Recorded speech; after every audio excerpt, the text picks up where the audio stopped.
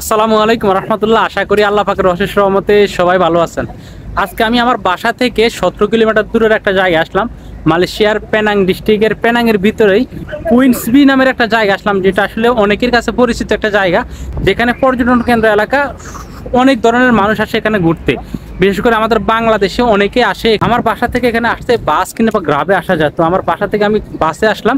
আর মজার একটা বিষয় হচ্ছে, এখানে আসতে কিন্তু আমার সর্বোচ্চ খরচ হচ্ছে 2 রিঙ্গিত। 2 রিঙ্গিত কিভাবে খরচ হচ্ছে সেটা যদি বলি আপনাদেরকে, সেটা হচ্ছে আমার বাসা থেকে আমি অর্ধেক পথ আসলাম 1 রিঙ্গিত 40 পয়সা দিয়ে, এবং বাকি পথটা আমি আসলাম হচ্ছে ফ্রি বাসে।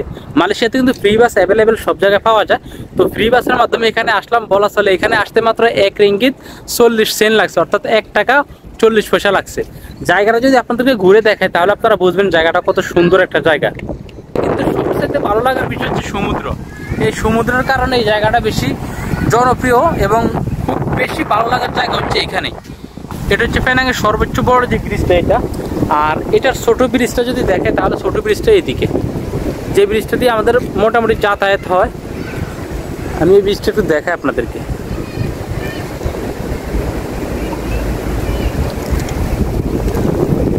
এই ব্রিজটা দিয়ে আমাদের যাতায়াত একটু বেশি হয়, আর এই পাশে যে ব্রিজটা, ওই ব্রিজটা দিয়ে আমাদের যাতায়াত খুব কম হয়। তো এই পাশে কিন্তু হচ্ছে একটা দ্বীপ দেখা যাচ্ছে, বড় একটা পাহাড়, অনেক বড় একটা পাহাড় দেখা যাচ্ছে, মূলত একটা দ্বীপ।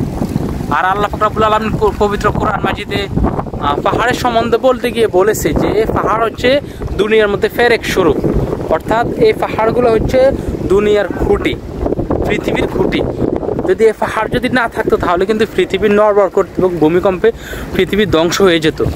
তো পাহাড় হচ্ছে পৃথিবীর ফেরেক স্বরূপ। আল্লাহ পাক রব্বুল আলামিন পবিত্র কোরআনের কয়েক জায়গায় উল্লেখ করছে পাহাড় সম্পর্কে। এখানের পানিগুলা কিন্তু কালার দুইটা, সেটা যদি আপনাদেরকে স্পষ্ট আকারে দেখাতে পারতাম তাহলে হয়তো আর ভালো লাগতো। ওই পাশের পানিটা একদম ক্লিয়ার, আর এই পাশের পানিটা একটু গোলা। দুইটা কিন্তু দুই ধরনের পানি, দুই কালার। আর পর্যটন কেন্দ্র এলাকা কিন্তু এটার মধ্যে মানুষ প্রচুর পরিমাণে মানুষ আসে সবসময়, বিশেষ করে বিকেলবেলা একটু মানুষ বেশি আসে। আর ওই পাশে একটা জাহাজ দেখতেছেন, এটা কিন্তু সৌন্দর্য হচ্ছে, আমি জুম দিয়ে ভিতরে একদম ফাঁকা। এই জাহাজটা আগে ছিল, এই জাহাজটা ছিল আগে এই পাশটা, এই পাশটা ছিল জাহাজটা, তো এখন জাহাজটা ওই পাশে নিয়ে গেলো। আমি আপনাদেরকে একটু আর একটু ভালো করে যদি দেখাই তাহলে আপনাদেরকে এই দিকটা দেখাতে পারি আমি। ওইদিকে হচ্ছে বাচ্চাদের খেলনার জায়গা, এখানে খেলনা আছে, বিভিন্ন ধরনের জিনিস আছে। আপনারা যদি আসতে চান এখানে কিন্তু আসতে পারেন, খুব সহজে কিন্তু আসা যায় জায়গার মধ্যে।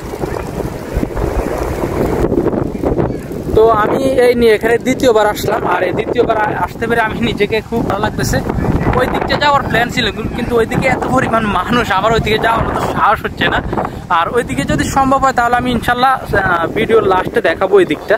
তো আমি এখন একটু এই দিকে যাবো, এইদিকে একটু দেখাবো আপনাদেরকে এই দিকের জায়গাটা।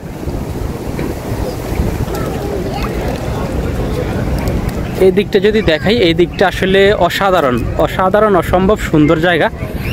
যদি আসলে সব জায়গায় ক্যামেরা ওপেন করতে পারি না, সব জায়গায় ভিডিও করা সম্ভব হয় না, কারণ জানেনই তো আপনারা যারা নিয়মিত আমার ভিডিও দেখেন তারা হয়তো বলতে পারবেন আমি মিউজিক এবং মেয়ে মানুষ এই দুইটা থেকে আমার ফেস কিংবা ইউটিউব চ্যানেল দূরে রাখার জন্য চেষ্টা করতেছি। তো সেই কারণে সব জায়গায় আসলে ভিডিও করা সম্ভব হয় না, কিংবা অনেক জায়গায় ভিডিও করলে আসলে সেটা অনেক কাটছাট করে ছাড়তে হয়। তো বিশেষ করে এই যে পাহাড়টা আমার কাছে আসলে অসম্ভব সুন্দর লাগতেছে, দ্বীপটা।